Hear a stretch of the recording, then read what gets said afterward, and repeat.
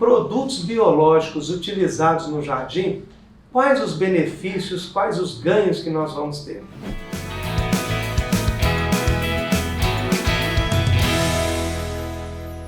É muito interessante a utilização de produtos biológicos e algumas bactérias, alguns fungos, que eles fazem com que a vida no jardim melhore em termos de micro-organismo, a microfauna ali no seu solo, na sua planta vai ser melhorada.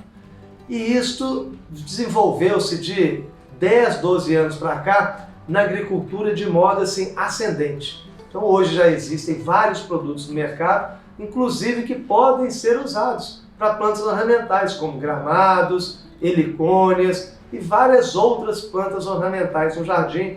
Já tem esses produtos registrados para essa planta. Consulte na sua região um engenheiro agrônomo para saber como usar e se você pode utilizar aquilo ali. Então é um período, primavera, verão, da gente melhorar essa microfauna no gramado, nas hortas, nos pomares, nos nossos jardins de modo geral. A gente vai comentar aqui de 2 micro-organismos especificamente. Um que é fabuloso o uso dele, que é o Bacillus subtilis, é uma bactéria. Inclusive eu utilizo essa bactéria junto com adubo foliar, você utiliza ela junto com inseticidas, junto com fungicida. Essa é uma bactéria muito resistente, porque ela, em condições adversas, ela forma um endosporo, é como se ela entrasse em dormência. Então faltou água, ela fica dormente ali, sem morrer por um período bem longo. Então isso faz com que ela tenha uma sobrevida em condições adversas, em condições de tempo, num período que está chovendo demais ou num período que não tem chuva, está na seca, ela consegue sobreviver nesses períodos adversos. Então isso é bastante interessante para uma bactéria, que são bactérias que foram retiradas da rizosfera, que é aquela camada exterior da raiz, e que elas têm benefícios desde a germinação da semente até na própria planta adulta, pulverizada em folhas. Então você vê várias pesquisas científicas de controle de fungos com esse micro-organismo, que é o Bacillus subtilis. Vê vários controles de nematóides no solo, que é um verme que dá no solo, que forma galhas, que não deixa a planta absorver e diminui o crescimento e mata plantas, inclusive no jardim. A gente tem muito problema com Leia coccinea, com nematóide e outras plantas também com nematóide, que não produzem, não desenvolvem e chega até morrer. Gramados têm nematóides, consegue sobreviver, mas nunca tem aquele crescimento top. Então você está num período propício para aplicar, normalmente a gente vai aplicar esses produtos. Vai comprar de um fornecedor idôneo, tem vários no mercado, cada região tem produtos que uns têm mais entrada, outros não, então nós não vamos chegar a falar de nomes de produtos aqui, porque quem está numa região vai achar o mais fácil, e eles são assim, normalmente, as pesquisas que fazem deles, científicas, não tem assim um produto que é muito pior do que a outra marca ali não. Eles são até, de maneiras gerais, homogêneos e retilíneos, em termos de resultado para aquilo que você está fazendo. E como são produtos que são utilizados em grandes áreas, em 50 hectares, 300 hectares, 200 hectares, são produtos extremamente baratos para a gente usar em jardinagem. Nós estamos falando de jardim aqui de 200, 500, 1000, quando muito aí 10 mil metros quadrados, uma chácara, um sítio maior. Então normalmente isso aí é pouquíssima coisa ali, em termos de custo muito, muito baixo e em termos de resultado muito bom. Outro micro-organismo interessante também, mas como é um fungo, ele é um pouquinho mais, vamos dizer assim, mais difícil do manejo dele ali no solo. Por exemplo, em grama nós passamos um período bem adverso para a grama esmeralda, que é um período com rhizoctônia. Agora, nesse período quente, eu poderia tratar com tricoderma, que compete com a rhizoctônia, que é um fungo, mas eu teria uma desvantagem. Se eu fosse aplicar algum fungicida, eu estaria matando também o tricoderma. Já o Bacillus subtilis, eu aplicando fungicida, mesmo que entre em condições adversas para ele, ele não morreria e o máximo que aconteceria, ele entraria em dormência ali. E aí nessa dormência ele formaria esse endosporo, assim que passasse esse efeito adverso, ele volta à atividade.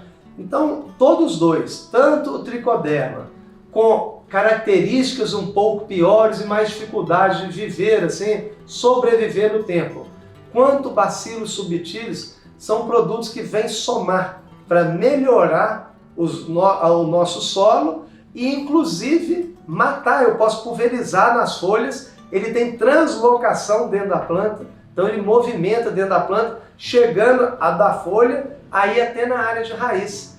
E por incrível que pareça, quando está lá na raiz, ele entra e vai até na semente. Então ele passa de uma planta para outra via semente.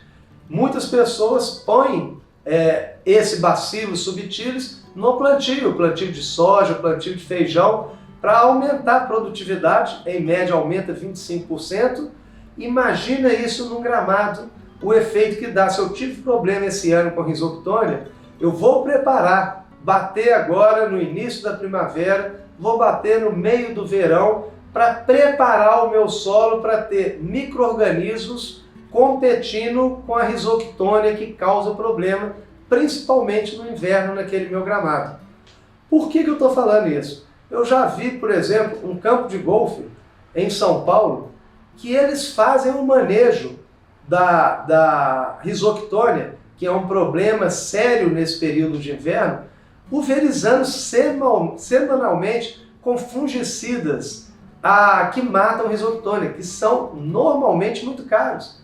Imagina a gente fazendo isso numa área de 50 hectares, pulverizando ali. Claro que você não pulveriza tudo, mas dentro de 50 hectares você pega 40%, 50% dessa área e tratando para que não dê doença. O custo fica inviável e você não mata a doença, você só controla para ela não infestar, como foi dito naquele vídeo sobre a Rhizoctonia. Como é que ela funciona e como é que a gente trata ela ali, que não é o principal fator de tratar com fungicida. Agora, você aplicando um micro-organismo que compete com ela e eu preparando para o meu próximo inverno, nesse período favorável, eu vou ter muita vantagem para que aquela grama passe o inverno sadia, sem ter problema nenhum com doença. Em hortas, posso aplicar perfeitamente em horta. Posso aplicar em folhas, alface, cebolinha, salsinha, condimentos de modo geral. Aplico no solo, o Bacillus subtilis vai ir para o sistema da rizosferas via folha ou via solo e vai entrar na planta. Tendo antracnose, tem um bom controle, que é uma doença que dá em muitas plantas frutíferas. E com isso eu não estou aplicando uma coisa tóxica. Eu posso comer, não tem período de carência, eu posso aplicar hoje e comer amanhã. Lavo e como, eu não estou com um veneno ali que tem um período. Se eu aplicar um inseticida, eu tenho um período, alguns 3 dias, 7 dias, 15 dias, 30 dias, para poder alimentar daquele fruto até sair o resíduo todo daquele produto que eu passei. Utilizando esses micro-organismos, você não tem esse problema de período de carência, continua com sua horta caseira orgânica sem ter nenhum agrotóxico nela, sem ter nada, com a qualidade boa e mantendo a planta em boa qualidade, sem doenças, sem pragas de modo geral. Mas ela é mais eficiente com vírus, com micro-organismos, vírus, bactérias e fungos principalmente. E no solo, além desses três, o nematóide. Lembrando, por exemplo, que a Rhizoctonia é uma doença que dá na raiz e dá na folha. Tem fungos que só atacam a parte radicular, tem fungos que só atacam a parte aérea. A Rhizoctonia ataca tanto a parte aérea quanto a parte subterrânea, que é a raiz.